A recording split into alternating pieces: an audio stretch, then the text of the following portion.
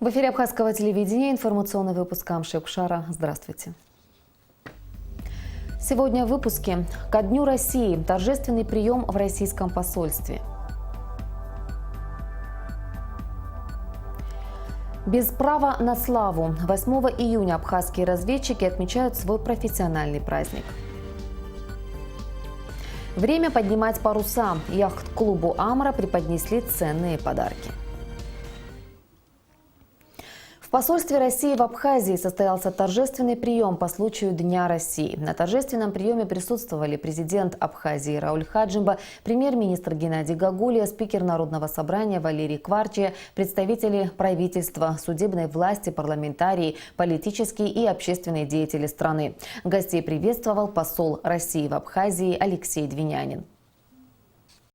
Наша отчизна доказала, что способна преодолевать любые трудности и невзгоды. Она способна совершать радикальные прорывы вперед, к новым политическим, социальным, экономическим и другим вершинам.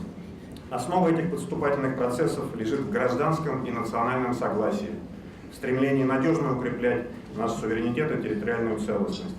Мы ясно и четко осознаем наши национальные интересы и твердо отстаиваем их на международной арене. Наша страна с уверенностью смотрит в будущее, ставит перед собой стратегические цели и последовательно их реализует. Однако в этих ключевых процессах нам, безусловно, было бы непросто обходиться без надежных и верных союзников. Дорогие абхазские друзья, мы рады, что вы вместе с нами отмечаете наш главный праздник. Хочу вас заверить, что сильная, уверенная и крепкая Россия всегда открыта к партнерству и сотрудничеству с Республикой Абхазия. Мы заинтересованы во всестороннем развитии и процветании демократической страны души. Мы стремимся упрочить узы братства и взаимовыгодного сотрудничества, которые традиционно присущи нашим народам. На пути к возрождению России пришлось пережить немало суровых испытаний, и она выдержала их с достоинством, отметил в своей поздравительной речи президент Абхазии Рауль Хаджимба. День России – это особая дата, наполненная глубоким символическим смыслом. 12 июня 1990 года произошло выдающееся событие в жизни дружественного нам государства. Была принята Декларация о государственном суверенитете Российской Федерации. На пути к своему возрождению России пришлось пережить немало суровых испытаний, и она выдержала их с достоинством. Сегодня российская держава вновь становится одним из главных игроков мировой геополитики. Значительно возросла ее обороноспособность, военная мощь. Несмотря на санкции и попытки экономической изоляции, предпринимаемые Западом, Россия шаг за шагом добивается укрепления своей экономической безопасности. Российская наука и культура по-прежнему оказывают значительное позитивное воздействие на развитие мирового научно-образовательного и культурного потенциала. Граждане Абхазии проявляют чувство глубокого уважения к сегодняшнему историческому событию, как и в целом к судьбе России, к ее славному прошлому, достойному настоящему и будущему. Так как наши народы, наши страны связаны вековыми дружественными узами. Россия первой признала независимость Республики Абхазия и оказывает нам огромную помощь в сложном процессе восстановления своей государственности, экономических и культурных возможностей нашей страны, защиты ее национальных интересов. Мы сполна ощущаем всестороннюю поддержку дружественного союзнического государства.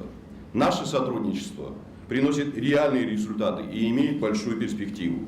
Позвольте от всей души поздравить всех вас и пожелать вам мира, добра, благополучия, новых свершений во благо братского народа России и российско-абхазской дружбы, основанной на доверии и взаимоуважении. 8 июня абхазские разведчики отмечают свой профессиональный праздник. 25 лет назад было образовано Управление военной разведки Министерства обороны Республики. Каждый год в этот день ветераны абхазской разведки встречаются в Сухуми, возлагают цветы к мемориалу павшим воинам в Парке Славы.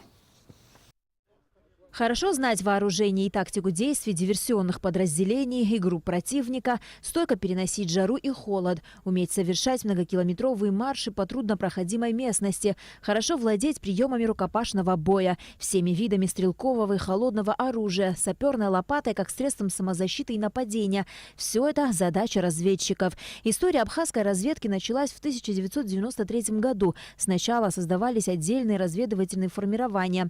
8 июня того же года отдел разведки и контрразведки был образован в Управление военной разведки при Министерстве обороны Абхазии. Разведка – это вообще элита вооруженных сил. И в дни войны военные разведчики собирали разведывательную информацию о противнике. И по той информации, которую получали они, планировались военные операции.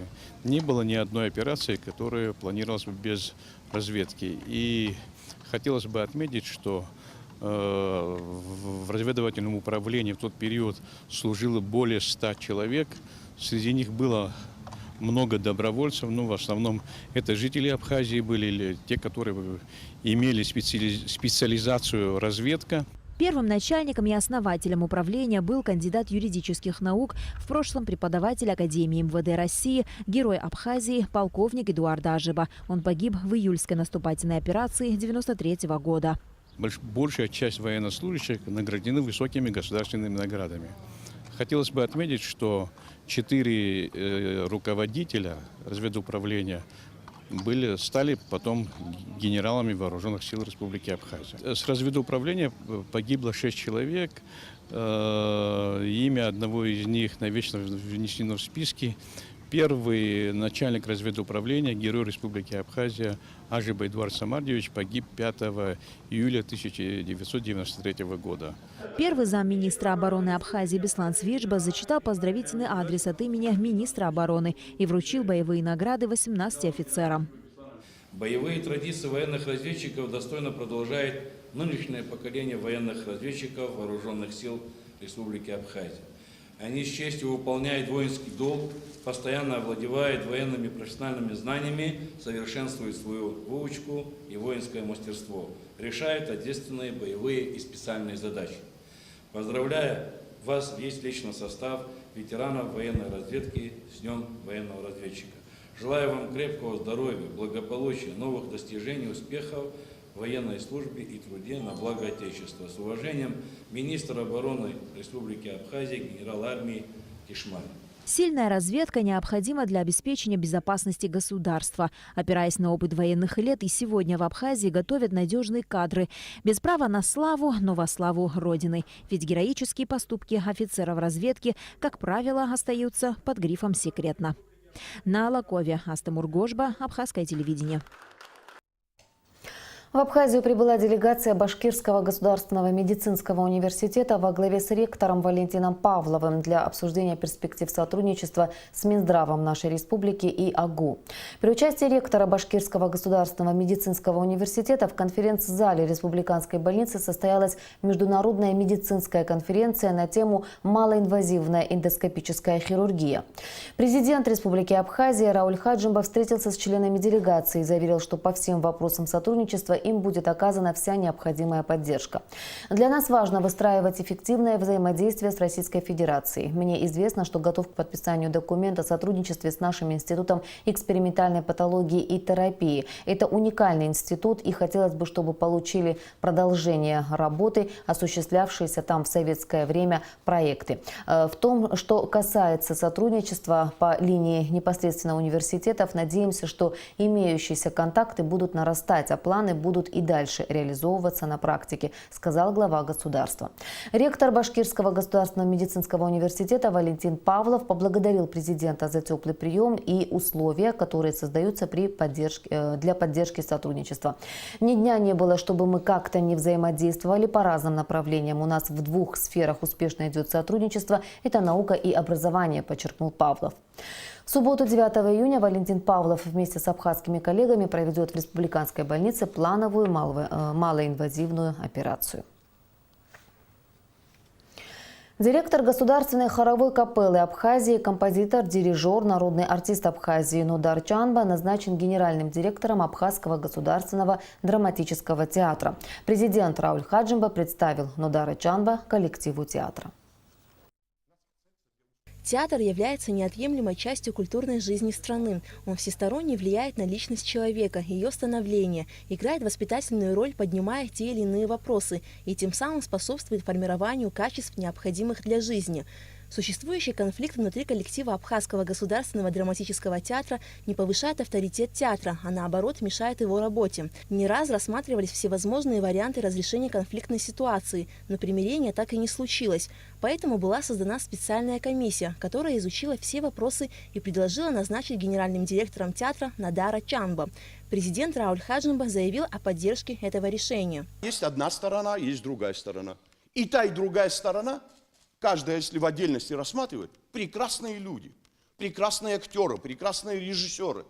Но сойтись в единое целое вы не смогли. Мы создали комиссию. На этой комиссии долго решались эти вопросы. Мы наконец-то вышли к тому окончательному решению. Комиссия мне предложила, и я поддерживаю это решение. С сегодняшнего дня вам сегодня здесь будет представлен Нодар Чанба. Вот есть руководитель, генеральный директор. Работайте с ними, проявляйте себя. И художественный руководитель, и все остальные. Никто никого никуда не выгоняет. Всем нужно, сплотившись, работать. Не весь коллектив Абхазского драматического театра согласился с данным назначением. Актер Роман Сабо считает, что назначение генерального директора может привести к еще большему расколу в коллективе театра. Президент Рауль Хаджимба пояснил, что принятое решение является окончательным, и коллективу и руководству театра необходимо сделать все возможное, чтобы поднять абхазский театр на новый уровень. Как отметил Нодар Чанба, он считает своей главной задачей на новом посту создание всех необходимых условий, чтобы коллектив мог спокойно заниматься искусством во благо абхазской культуры. Аля Катрапш, Тимур Гугохи, Абхазское телевидение. Назначению Нодара Чанба генеральным директором Абхазского государственного драматического театра был посвящен брифинг в Министерстве культуры республики. Нодар Чанба поделился с журналистами ближайшими планами. Министр культуры Эльвира Арсалия выразила надежду, что отныне в Абхазском государственном театре кризис будет преодолен и взаимоотношения в коллективе изменятся в лучшую сторону. Сама структура Абхазского театра, она немного будет изменена, будут внесены изменения. Будет генеральный директор и его заместители, которые будут по административной части, кто-то по связям с общественностью. Но, наверное, это не тот случай, когда мы создаем институт под определенно взятого человека, но тот кризис, который сложился, он тоже дает нам какие-то рекомендации о том, как пойти дальше. Я уверена, что с Нодаром Викторовичем одно из ключевых таких направлений это будет международное признание Абхазского театра. Нодар Викторович со своим колоссальным опытом сможет все силы, которые сегодня есть в театре, это и творческий ресурс, и технический, и административный, собрать на общий результат. В Абхазском театре будет функционировать детская группа, которой до сегодняшнего дня не было. Детская труппа, с которыми будут работать актеры, режиссеры нашего театра. Мы будем воспитывать будущих наших артистов. Молодежный театр. Вот. Для них тоже будут посвящены специальные программы театра. То есть это не то, что там актеры профессиональные будут играть. Это сами дети. Это сама молодежь будет задействована в театре. Дальше будет творческая группа, да, которая будет заниматься с режиссером Валерием Кове. То есть вот таких несколько структур будут задействованы в творческом процессе театра. Проблемы и перспективы развития связи и массовых коммуникаций в Абхазии обсудил министр экономики Адгур Ардзанба с представителями профильного управления и руководителями частных компаний. Как известно указом президента, данное управление переведено в ведение Министерства экономики. Первое совещание министра экономики с руководителями предприятий связи носило скорее ознакомительный характер. В соответствии с распоряжением президента Рауля Хаджимба, вопросы, связанные с управлением и надзором в области связи, закреплены за Министерством экономики Абхазии. Мы посчитали нужным встретиться со всеми участниками рынка, пригласить сюда управление, надзор, то есть АПС здесь, да, вот АПС, то есть всех игроков в частном секторе, кто находится, и государственные органы, которые регулируют и в сфере надзора. Заместитель начальника Госуправления связи и массовых коммуникаций Дмитрий Осия рассказал о своем видении развития отрасли связи. При этом он выделил несколько приоритетных направлений. В их числе проведение магистральных оптических кабелей, чтобы во всех городах и районах Абхазии у населения была возможность пользоваться высококачественным интернетом, наличие мобильной связи во всех населенных пунктах, а также необходимость обеспечения беспроводного доступа к сети Wi-Fi в общественных местах.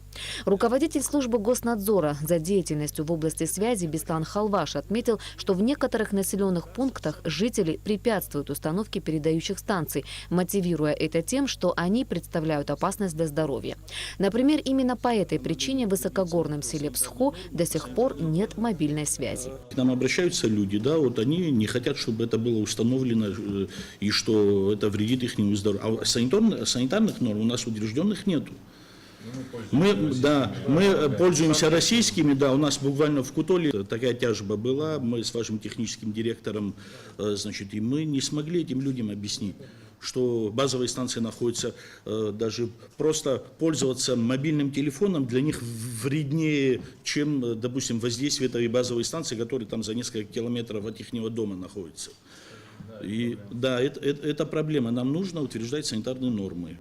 Что касается установки беспроводного доступа к сети Wi-Fi в основных общественных местах, то такая услуга уже предоставляется частными компаниями, и география зон, покрытых бесплатным Wi-Fi, постоянно увеличивается. Кроме того, благодаря договоренности Министерства внутренних дел с руководителями предприятия «Система», по всей республике установлено несколько камер видеонаблюдения. Наша компания, в принципе, не имея на то особо больших возможностей, тем не менее пытается быть полезной для республики, потому что, кстати, по нашим камерам, вот министр внутренних дел, когда отчитывался, озвучил цифру 15 камер, и эти камеры установили мы. И, в принципе, камер помимо этих намного больше. Но суть в том, что если государство способно оказать какую-то поддержку, я бы, наверное, в этом направлении тоже задумался. Это, в первую очередь, наверное, строительство самого какого-то центра хранения данных. В завершение совещания были определены первоочередные задачи на ближайшее будущее. Из того, что мы сегодня обсуждали, первое, это значит доступ именно тех населенных пунктов, в которых нет пока оптоволокна. Мы выделили именно город Хуарчал, там действительно этого нет. Мы решили с вами сделать следующим образом. Значит, заявки управление собирает, те компании, которые готовы туда проложить. Укажите, пожалуйста, проблемы, которые есть. Что касается точек бесплатного доступа к сети интернет, Wi-Fi, да, по всей Абхазии, список вы нам предоставляете. Опять же, в этом списке просил бы вас отметить те точки, которые уже есть, и компании, которые организовали это бесплатно. Это очень важно, люди об этом, кстати, не знают. Насколько я услышал от коллег, здесь наши друзья готовы это сделать за свой счет. В какой-то степени АЖД сделает это на вокзалах, там, где это необходимо, там, где вокзалы работают действительно. Представители предприятий связи готовы приложить максимум усилий, чтобы население и гости Абхазии пользовались качественным современным продуктом, так как развитие данной отрасли выгодно не только государству, но и всем, кто трудится в этой сфере. 8 июня в Курске открылся 7-й Среднерусский экономический форум, в котором по приглашению губернатора Курской области принимает участие абхазская делегация во главе с заместителем руководителя администрации президента Адгуром Лушба. В составе делегации заместитель министра сельского хозяйства Владимир Дауров и директор Государственного инвестиционного агентства при Минэкономике Инар Гыцба. По инициативе торгово-промышленной палаты Абхазии в форуме также участвуют директор предприятия «Абхазмет» Даур Тогуш и представитель пивоваренного завода «Сухумский» «Эсма Кортава». Форум предполагает проведение тематических круглых столов, презентации инвестиционных проектов региона, деловых встреч и переговоров, заключение соглашения о сотрудничестве и бизнес-контрактов. Время поднимать паруса. Яхт-клубу «Амра» преподнесли ценные подарки. Компания «Аквафон» задумала сюрприз еще 1 июня, приурочив мероприятие к открытию парусного сезона. Но тогда погода нарушила все планы. И вот спустя неделю всем любителям парусного спорта «Аквафон» устроил большой праздник. Об этом наш следующий сюжет. О проблемах яхт-клуба «Амра» в компании «Аквафон» узнали из СМИ. Тогда о нехватке инвентаря, в частности парусов, журналистам рассказал тренер клуба Константин Стратилов. Поддержать единственный в нашей стране яхт-клуб, в котором занимаются взрослые дети, «Аквафон» решил сразу. Но сделать это первый оператор сотовой связи захотел не совсем обычным способом. Мы надеемся, что с нашим таким первым шагом развитие яхт-клуба пойдет вверх, ввысь, и мы сможем подарить детишкам ту радость, которую они испытывают во время прогулки на яхтах.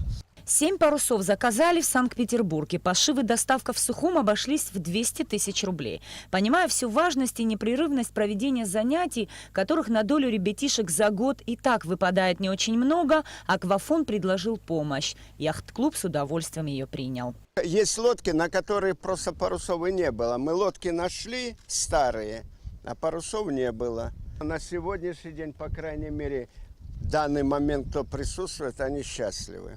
Угодили, это даже это мало сказано. Торжественную церемонию превратили в детский спортивный праздник. Регата на яхтах собрала множество зрителей и гостей, среди которых были и подопечные благотворительного фонда «Керас». Получилось собрать 10 детей, которые живут в городе Сухум. Привели их сюда сегодня. Мы не расстроились, что не получилось провести мероприятие 1 июня, поскольку все равно наши дети имеют возможность участвовать. Также нам была обещана возможность обучения наших детей в яхт-клубе «Амра», поэтому в скором времени мы придем и будем учиться с остальными детишками. Наши дети на самом деле уже привыкли, что мы постоянно вводим их на какие-то мероприятия, и они привыкли, что там, где «Керас», там и «Аквафон». Поэтому для них уже не удивление. Когда они слышат, что намечается какое-то мероприятие, они могут нам позвонить и сказать: а мы пойдем, а вы нас возьмете. Открытие летнего сезона 2018 состоялось. «Аквафон» подарил детям по-настоящему зрелищный праздник. Здесь и аниматоры, и фотозоны, специально оформленные в морской тематике, и, главное, любимые детские сладости. Нисфа Аршбамра Зарандия, Роберт Ломи. Абхазское телевидение. Представители МЧС Абхазии приняли участие в международных комплексных учениях, прошедших на днях в подмосковном Ногинске. Об этом материал, предоставленный пресс-службой спасательного ведомства страны. С 6 по 8 июня в подмосковном Ногинске на базе спасательного центра МЧС России проходил 11-й международный салон «Комплексная безопасность-2018». Приветственный адрес организаторам, участникам и гостям салона направил президент Владимир Путин. Открыл салон первый заместитель министра по чрезвычайным ситуациям России Александр Чуприян. Уважаемые друзья, приветствуем вас по случаю открытия международного салона средств обеспечения «Комплексная безопасность-2018 год». За прошедшее время ваш представительный форум зарекомендовал себя как авторитетная площадка для демонстрации новейших достижений индустрии безопасности. Отмечу, что предупреждение аварий, обеспечение эффективной защиты населения и территорий от природных и техногенных угроз напрямую влияет на качество жизни и благополучие людей. Салон традиционно стартовал масштабными учениями. В нем приняли участие почти 1000 человек и было задействовано более 150 единиц техники. В их числе 11 воздушных судов, беспилотные летательные аппараты, специализированные роботехнические комплексы. Вместе с российскими спасателями свое профессиональное мастерство продемонстрировали спасатели из 12 зарубежных стран, в том числе представители МЧС Абхазии. Абхазские спасатели отрабатывали ликвидацию после дорожно-транспортного происшествия.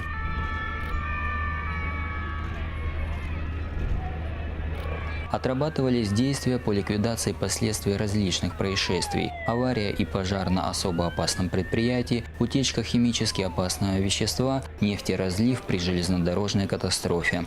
Кроме того, были показаны действия подразделений при проведении аварийно-спасательных работ в горной местности, на воде во время ликвидации последствий паводков.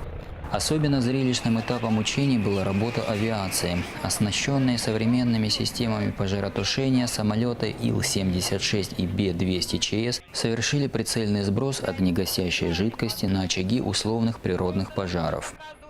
Абхазскую делегацию на форуме возглавлял министр по чрезвычайным ситуациям Абхазии Лев Квициния. Здесь ребята набирают определенный опыт, не только опыт, это и обмен информацией, план взаимодействия. Я считаю, что они очень полезны, в частности, для нашей службы. В рамках международного салона «Комплексная безопасность-2018» состоялась встреча глав МЧС России и Абхазии Евгения Зиничева и Льва Квициния. Глава Абхазского спасательного ведомства поблагодарил российского коллегу за помощь и поддержку, которую все эти годы оказывали российские спасатели своим коллегам из Абхазии. Министры обсудили дальнейшее развитие двусторонних отношений. Особый интерес у специалистов и гостей салона вызвали представленные в выставочных павильонах уникальные образцы пожарно-спасательной техники и оборудования, современные инновационные технологии, применяемые при ликвидации чрезвычайных происшествий. Здесь самые лучшие технологии по защите спасателей и пожарных, по техническим средствам разведки, также по обеспечению безопасности в плане ведения аварийно-спасательных работ, новейшие технологии по гидравлическому оборудованию, пожарной экипировки. Мы надеемся, что в ближайшем времени эти технологии дойдут и до нас. По словам организаторов, салон «Комплексная безопасность-2018» посетили более 30 тысяч человек. Победой команды «Гулрипш» завершился 5-й кубок «Амобайл» по мини-футболу. Для команд, занявших призовые места, «Амобайл» подготовил денежные призы. Также были названы имена лучшего вратаря, бомбардира, игрока и защитника турнира. Победителям вручили сертификаты известного спортивного магазина. За футбольными баталиями следила и наша съемочная группа. Нисфа Аршба поделится впечатлениями. Закрытие Кубка «Амобайл» по мини-футболу прошло в исключительной атмосфере большого и красочного праздника. Песни, танцы, мультяшные герои. Любителей популярной игры здесь ожидала масса приятных сюрпризов и специальных призов.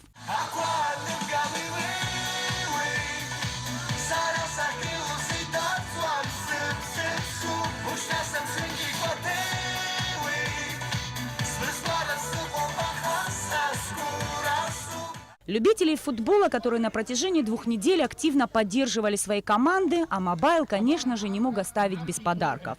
Увлекательные розыгрыши призов покорили болельщиков и настроили на самый что ни на есть позитивно-спортивный лад. Нам радостно осознавать, что Кубок «Амобайл» по мини-футболу стал одним из значимых спортивных событий в нашей стране. Его с нетерпением ждут каждый год и участники турнира, и болельщики. В этом году турнир бил все рекорды по посещаемости. Болельщики приезжали из разных городов Абхазии поддержать любимые команды. От лица компании «Амобайл» хочу поблагодарить всех, кто был с нами в течение этих 2 недель. Увидимся в следующем году. Главная спортивная часть турнира началась с игры за 3-е место. 2 тайма по 20 минут. Команды «Казбек» и «Амобайл» схлестнулись в сложнейшей борьбе с первых минут матча. Счет открыла команда «Казбек». В течение 5 минут разрыв увеличился до 2 очков.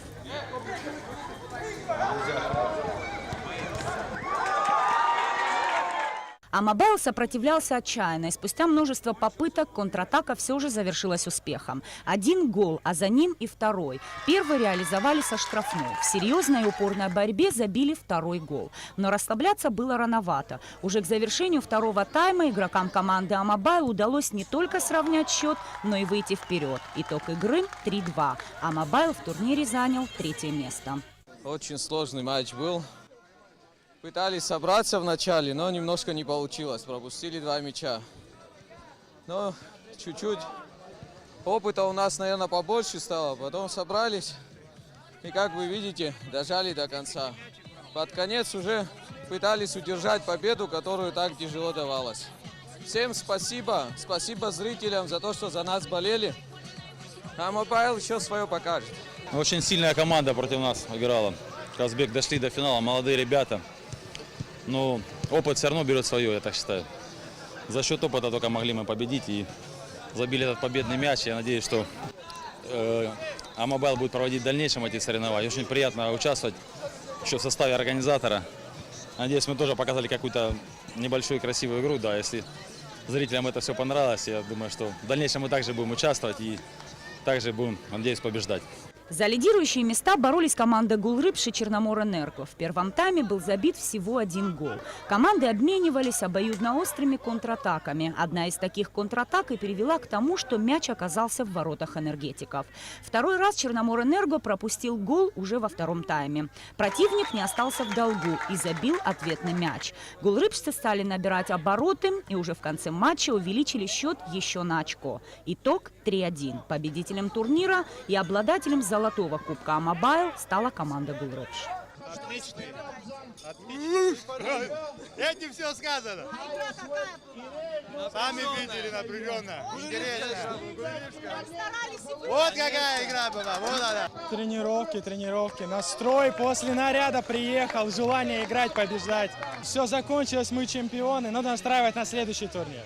Пятый кубок Амобайл по мини-футболу собрал 32 команды из разных уголков Абхазии. Все они боролись за главный приз – золотой кубок Амобайл, который в этом году был представлен в совершенно новом дизайне. Еще одним новшеством турнира стало и то, что отныне этот кубок будет переходящим. Нисфаршба Саида Гухава, Абхазское телевидение. Квалификационная коллегия судей Республики Абхазия объявляет о приеме заявлений лиц, претендующих на занятие вакантной должности судьи Сухумского городского суда. 1 единица. Прием заявлений кандидатов на должность судьи осуществляется в помещении Министерства юстиции с 11 по 22 июня включительно. И о погоде. По сообщению Гидрометцентра, в выходные дни в Абхазии ожидается переменная облачность, преимущественно без осадков. Температура воздуха ночью плюс 15-20, днем плюс 24-29 градусов.